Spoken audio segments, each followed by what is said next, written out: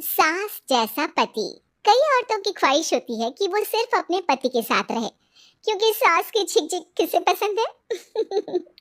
एकता की सास साथ नहीं रहती, सिर्फ पति और वो। लेकिन क्या है एकता की जिंदगी बिना सास के? देखिए। अरे अरे एकता, क्या है?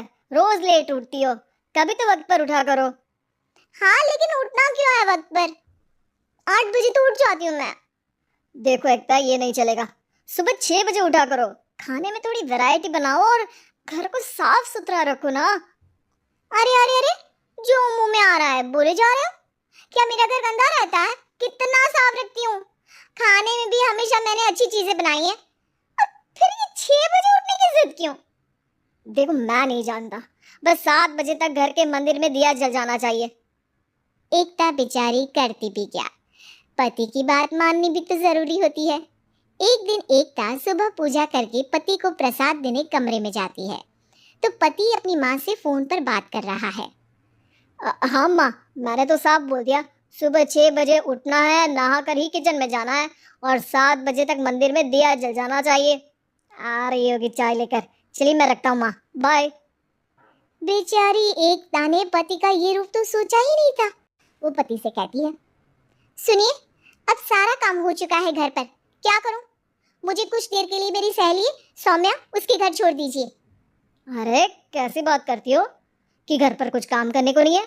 होली आ रही है, बाजार से आलू ले आओ, पापड़ बनाओ, नमकीन बनाओ, दही बड़े बनाओ। सब कुछ आज ही बनाना है? अरे अब मन कर रहा है कि सहेली के घर जाऊं तो जाऊंगी ना मैं। आप नहीं ले जाएंगे तो कैब से चली जाऊंगी। अरे अरे, ये क्या बात होती है? चलो ले जाता हूँ तुम्हें, तैयार हो जाओ जल्दी से। कैब की धमकी तो ऐसे दे रही हो जैसे माँ ने दरवाजे में कैब खड़ी कर रखी हो, विथ ड्राइवर। बढ़िया आई कैब वाली। हाय रे एकता की किस्मत। वो सोचती है कि सास साथ नहीं है, लेकिन पति के हाव भाव किसी अक्कड़ू सास से कम ही नहीं है। पति एकता को सहेली के घर छोड़कर कहता है, अच्छा सुनो, वक्त पर घर चली जाना और शाम को गर्मा गर्म पुलाव खाऊंगा मैं। बनाकर पहले ही मत रख देना, और हाँ, रायता भी बना लेना। हाँ जी हाँ। फिलहाल क्या मैं अंदर जा सकती हूँ? नाश्ता पेट भर करा दिया, दोपहर का खाना भी पैक कर दिया। पहले जो खाया है उसे तो पचा लो, दिन का खा लो, अभी से रात के खाने की चिंता में बाल न जल जाए कहीं। पति को एकता की बात पर गुस्सा तो बहुत आता है, लेकिन ऑफिस में देरी के कारण वो कुछ नहीं कहता। एकता सहेली के पास जाती है, जहाँ सास बहू बैठकर गप्पे लड़ा रही होती है। हाय सौम्या। नमस्ते आंटी जी। अरे वाह एकता बेटा, बड़े समय बाद देखी, कैसी हो? अच्छी हूँ आंटी जी। घर का सारा काम हो गया था, बोर हो रही थी, सोचा सौम्या से मिलती चलूं। हाँ हाँ बच्चों, तुम लोग बैठकर गप्पे लड़ाओ, मैं तुम लोगों के लिए नाश्ते पानी का इंतजाम करती हूँ। सास ये बोलकर किचन में चली जाती है।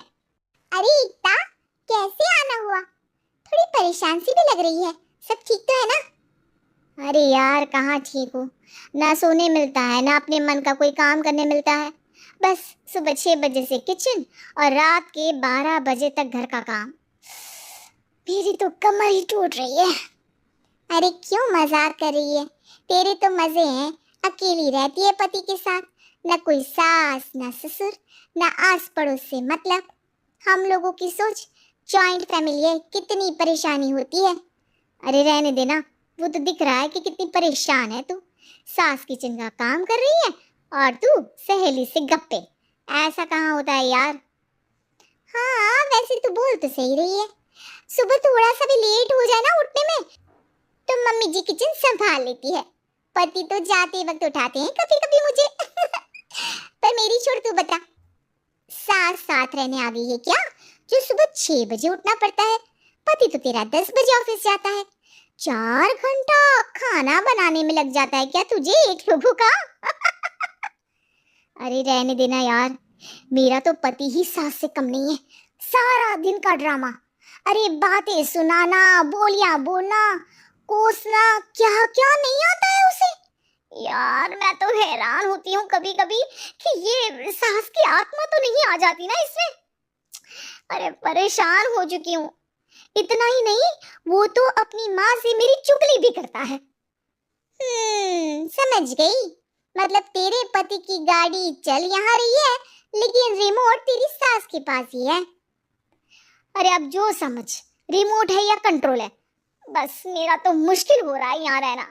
सोच रही हूँ 2-4 महीने के लिए मायके चली जाऊं। क्या करेगी? 2-4-10 महीने बाद तो आना ही है ना यहाँ पर। तो क्या करूं, तलाक दे दूं क्या? अरे ये कोई सॉल्यूशन नहीं है। तू अपने पति को सुधार भी तो सकती है। कैसे कैसे सुधारूं? सौम्या उसके कान में कुछ कहती है, जिससे सुन एकता खुश हो जाती है। अगले रोज हाय रे, मेरी तो टांगे ही नहीं चल रही है। हाय हाय हाय, बहुत दर्द हो रहा है भगवान। अरे क्या हुआ एकता? रुको, मैं माँ से पूछता हूँ। लेकिन पति जैसे ही माँ से बात करके एकता के पास आता है। क्या नौटंकी है ये? क्यों रो रही हो? अरे कोशिश करो ना उठने की। ये काम से बचने के लिए जो नाटक है ना, बंद कर दो, वरना माँ आ जाएगी यहाँ पर।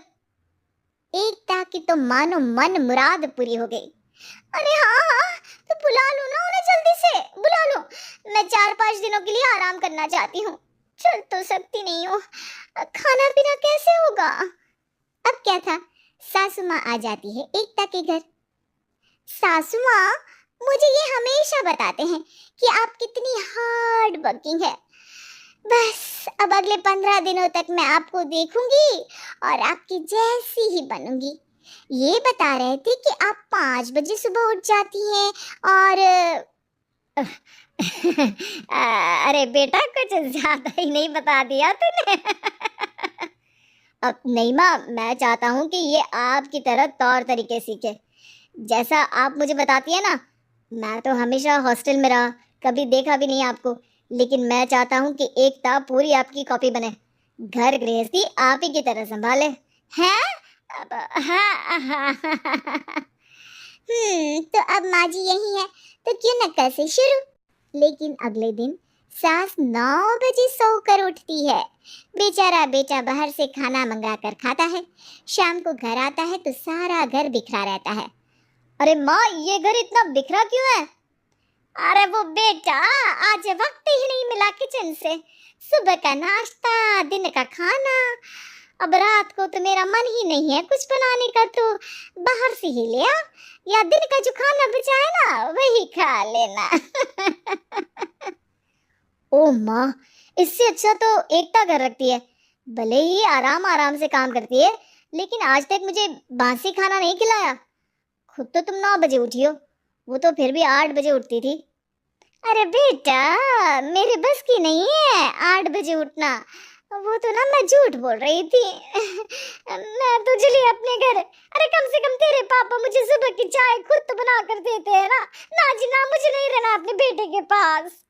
ये बोलकर सासू माँ चली जाती है अपने घर और एकता की लाइफ फिर से सेट हो जाती है बहुत अच्छी तरह।